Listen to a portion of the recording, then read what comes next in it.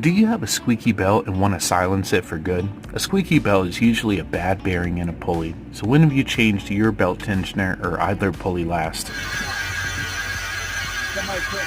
In most cases, vehicle owners forget about replacing this part when replacing the serpentine belt, which causes the squeal. Hope this video helps you silence the squeal. Subscribe and save with us this year.